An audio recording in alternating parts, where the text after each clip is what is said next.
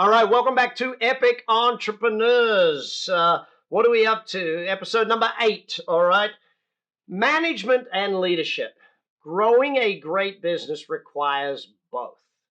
Now, I know somewhere in the late 90s, I believe management became a dirty word, and people say things like, oh, you don't want to micromanage, you want to be a leader of people. Listen, I'm a very realist in business. I had to learn along the way that management is needed, okay? The same as, well, I have 5 kids. I'm not sure about you, but if I didn't micromanage the babies, they definitely didn't get too far type thing. You know, they're not feeding themselves.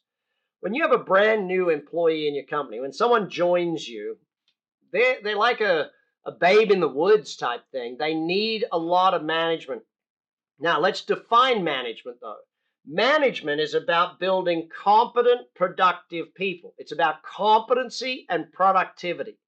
If I have lack of competency in my organizations because I have a lack of management or bad management or just no management at all, if there's a lack of productivity, again, either no management, bad management, or a lack of management going on in the organization. Again, we're going to take you through this. In fact, we have 12-week education programs around a lot of this stuff, whether it's sales or management. There's a lot for us to be able to help you learn at speed. And again, most of our learning is done like this in short form video, and then you go to your coach and they coach you through how to apply it type thing. But this whole management thing of creating competency, how do you make sure that the people you've got, and obviously the goal of management is to do less management. If I build someone's competency level, once they're competent, I don't need to manage them that much anymore.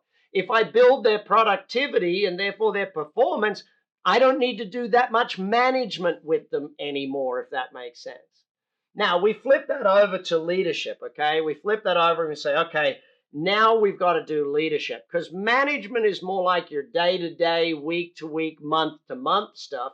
And there is a very clear system for management. See, management is a fairly clear system, but leadership is more of an art form. See, where management is a system, leadership is human to human. It's about people. It's about getting the best out of the people. And again, I'll define leadership with my 2 main points. If management is competency and productivity, leadership is about passion and focus. So how do we get our people passionate on a day-to-day basis about the job they do? How do we make it so people love coming to work ultimately? You know, I'm not saying day one they'll love it, but ultimately, how do we get it so that our people love their job, love what they do, love the team that they get to work on, okay? And then second of all, how do we keep them focused? How do we get them focused on the end result, on the goal, on achievement, on making those things happen? So it's the job of a manager on day-to-day to build competency and productivity, and it's your job as a leader to build passion and focus into your team. That leadership role, and I go back to the first key of a winning team, that strong leadership is definitely part of a winning team. Your goal when it comes down to building a passionate, focused person is to build someone who takes accountability for their role, to build someone who's past the level of responsibility. This person is now at a level of accountability. In fact, they can even get to a point where they take ownership in their heart and in their mind for what's going on in the business.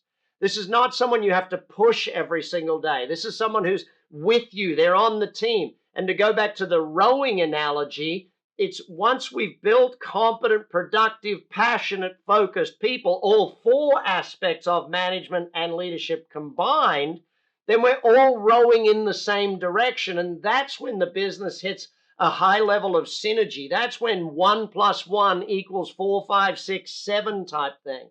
That's where the business takes on a life of its own. So do we need to build great management systems into the business? Yes. Do we need to build great leaders into the organization? Absolutely. And I go back to what my dad said about when I became a great leader or a great manager and started running a great company, great people wanted to work in my business. Until I was running a great company with great leadership and great management, great people don't want to work there.